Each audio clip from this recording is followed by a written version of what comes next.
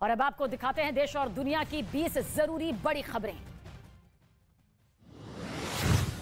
स्वतंत्रता दिवस पर होने वाले कार्यक्रम को लेकर खुफिया एजेंसियों ने अलर्ट जारी किया। हाल ही में गिरफ्तार आतंकियों से पूछताछ में सीमा पार से ड्रोन के जरिए अलग अलग शहरों में आईडी पहुंचाने का पर्दाफाश हुआ। साथ ही सुरक्षा एजेंसियों ने भीड़ भाड़ वाली जगहों पर लोन वुल्फ अटैक की आशंका भी जताई है, जिसके मद्देनजर सुरक्षा व्यवस्था और भी कड़ी कर दी गई है। चप्पे चप्पे पर व्यवस्था देखने को मिल रही है।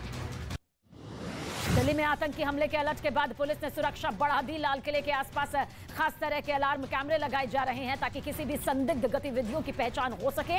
इसके साथ ही लाल किले के आसपास पतंग उड़ाने को लेकर भी रोक लगा दी गई। आने जाने वालों पर खास निगरानी रखी जा रही है ताकि किसी भी तरह से हालात काबू में रहे और सुरक्षा के मद्देनजर चाक चौबंद और भी कड़े कर दिए गए। जम्मू कश्मीर के श्रीनगर में ईदगाह इलाके में आतंकियों ने ग्रेनेड से हमला किया। आतंकी हमले में सीआरपीएफ के एक सब इंस्पेक्टर समेत 2 लोग जख्मी हो गए। जानकारी के मुताबिक आतंकियों की साजिश सीआरपीएफ कैंप को उड़ाने की थी और ऐसा करके वो 15 अगस्त से पहले लोगों में दहशत फैलाने की कोशिश में थे। हालांकि इस हमले के बाद इलाके के चप्पे चप्पे पर निगरानी बढ़ा दी गई है। चंडीगढ़ में बना तिरंगे के रंग में दुनिया का सबसे बड़ा human flag Guinness book of world records में दर्ज हुआ नाम। 7500 छात्रों ने तिरंगे के रंग वाले कपड़े पहनकर बनाया सबसे बड़ा ह्यूमन फ्लैग। इस दौरान लोगों में काफी उत्साह देखने को भी मिला और सभी ने बढ़ चढ़कर इस कार्यक्रम में हिस्सा लिया। ह्यूमन फ्लैग का नजारा बेहद शानदार नजर आया। लद्दाख में 18,400 फीट की ऊंचाई पर शान से लहराया तिरंगा। तो वहीं उत्तराखंड के इंडो तिब्बत बॉर्डर पर आईटीबीपी के जवानों ने की हर घर तिरंगा अभियान की शुरुआत। लोगों में भी हर घर तिरंगा का जोश देखने को मिला। सभी ने पूरे उत्साह के साथ घरों में तिरंगा लगाया। बच्चों बुजुर्गों सभी ने आजादी के जश्न का जोश दिखाया। आजादी के अमृत महोत्सव के इस खास मौके पर तिरंगे की रोशनी में जगमगाए राष्ट्रीय स्मारक। दिल्ली से लेकर मुंबई तक आजादी के अमृत महोत्सव में लोग रंगे नजर आए। दिल्ली के कुतुब मीनार और बेंगलुरु में विधानसभा समेत मुंबई का मरीन ड्राइव रोशन नजर आया। हर तरफ आजादी के जश्न की गूंज सुनाई दे रही है। राजस्थान के जालौर में स्कूल में पिटाई के दौरान जख्मी हुए दलित छात्र की इलाज के दौरान मौत हो गई। आरोप है कि मटके से पानी पीने से स्कूल संचालक गुस्सा हो गया और उसने बच्चे की जमकर पिटाई कर दी। जख्मी बच्चे को इलाज के लिए अस्पताल ले जाया गया, लेकिन इलाज के दौरान उसकी मौत हो गई, जिसके बाद पुलिस ने स्कूल संचालक को गिरफ्तार कर लिया। पूरे मामले की जांच जारी है। दिल्ली के यमुना नदी का जलस्तर खतरे के निशान के पास पहुंच गया। नदी के किनारे वाले इलाकों में पानी भर गया। यही वजह है कि यमुना खादर, गढ़ी मांडू, उस्मानपुर, न्यू उस्मानपुर और चिला के इलाके खाली करा दिए गए। साथ ही लोगों को नदी नहीं जाने की हिदायत दी गई है। निचले इलाकों में रहने वाले लोगों को भी फौरन जगह खाली करने की हिदायत दी गई है। छत्तीसगढ़ के बिलासपुर में बाढ़ और भारी बारिश ने लोगों की मुसीबतें बढ़ा दी। पिछले 3 दिनों से हो रही भारी बारिश के बाद जिले के कई इलाकों में पानी भर गया। साथ ही अलग अलग जगहों पर पानी में 5 लोगों के बहने की भी खबर सामने आई। बाढ़ प्रभावित इलाकों में राहत बचाव का काम तेजी से जारी है। कोशिश यही की जा रही है कि फंसी हुई जिंदगियों को महफूज किया जा सके। राजस्थान के माउंट आबू में पिछले 5 दिनों से हो रही भारी बारिश ने लोगों की परेशानी बढ़ा दी। जगह जगह पानी भर गया। हालांकि बाढ़ बारिश के बीच माउंट आबू पहुंचने वाले सैलानी मानसून का मजा लेते दिखाई दिए। पिछले 12 दिनों में माउंट आबू में 1425 मिलीमीटर बारिश दर्ज की गई है। बारिश की रफ्तार लगातार बढ़ती जा रही है।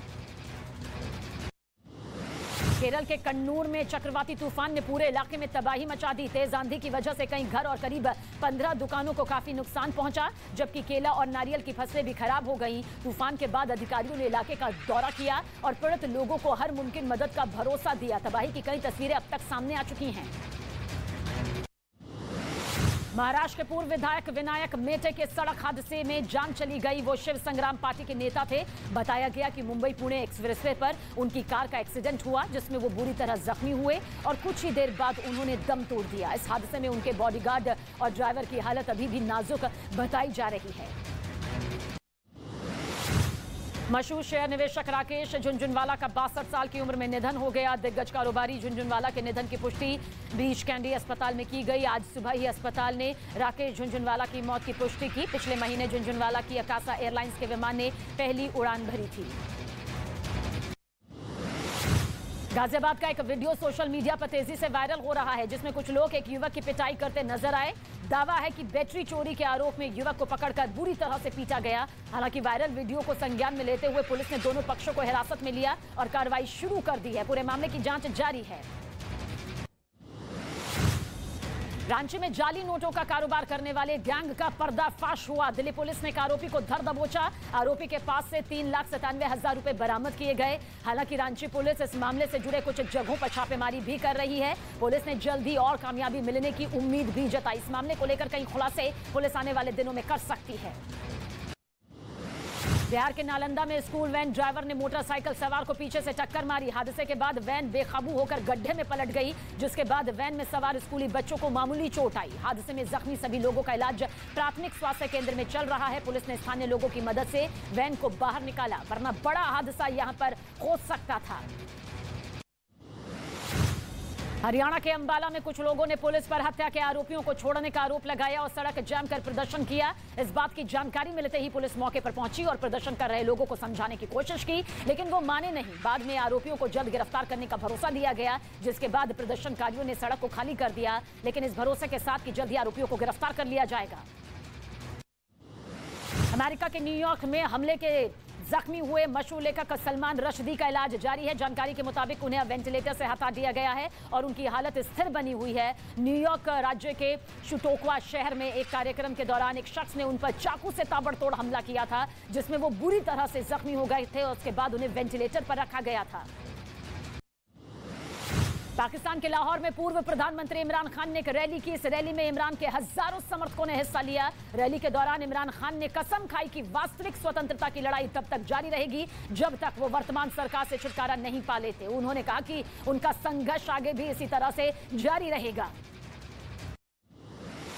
ताइवान के खिलाफ चीन ने अपनी सैन्य गतिविधि तेज कर दी। ताइवान के रक्षा मंत्रालय ने दावा किया कि चीन के 13 फाइटर जेट ने ताइवान स्ट्रेट की मध्य रेखा को पार कर लिया। चीन के मिलिट्री ड्रिल को देखते हुए ताइवान ने मिसाइल डिफेंस सिस्टम को एक्टिव कर दिया। चीन की तरफ से इस तरह की हरकतें और भी तेज होती जा रही है। चीन ताइवान के बीच का यह तनाव बढ़ता जा रहा है।